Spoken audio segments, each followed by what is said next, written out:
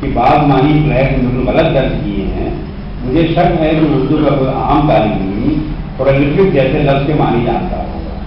اب اگر وہ طالب علم غیر معمولی طور پر تک بہت پسند ہوگا اور حقیقی صاحب پر بہت اس کی سزاد کے باہر نہ ہوگا تو وہ حقیقی صاحب کے بنائے ہوئے لغت آکسفورڈ انگلش اردو ڈکشنری سے رجوع کرے گا اور وہاں اسے پرولیفک کے حسب غیر معنی نظر آئیں گے.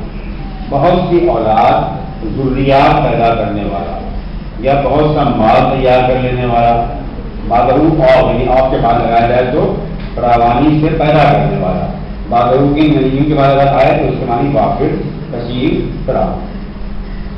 اب جو معنی یہاں مطلب وہ پہلے والے یعنی بہت سی اولاد یا ضروریات پیدا کرنے والا. ہمارے طالب علم کو یہ تو نہ معلوم ہوگا کہ پوتوں نہانا کوئی محاورہ نہیں، جو لکھا ہوا ہے پوتوں نہانا کوئی محاورہ نہیں، اور اگر ہے بھی تو صرف عورتوں کے لیے آتا ہے. اور فلیٹس کے ادھورے مفہوم کی بنا پر جو لکھا ہے سن ایلیمنٹ جو لکھا پوتوں نہانا ہے وہ پرولیفک فلیٹس کے ادھورے مفہوم کی بنا پر وہ یہ بھی جانچ کر دے گا کہ پوتوں نہانا میں اولاد لگنا کی ضرورت نہیں ہے اور انہیں مہاتما کی تصدیق ہے.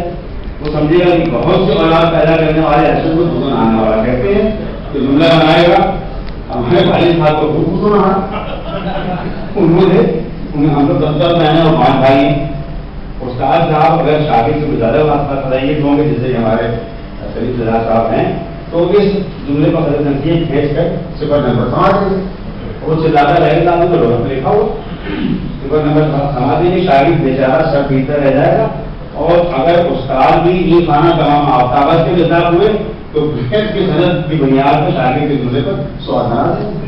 یہی کہتا ہے کہ ہمارے باپ کو بہت پوتوں نہ ہے 10 روپئے بچے رہ جاتی ہے. ابھی یہ اردو میں لکھا یا اردو میں آ گئی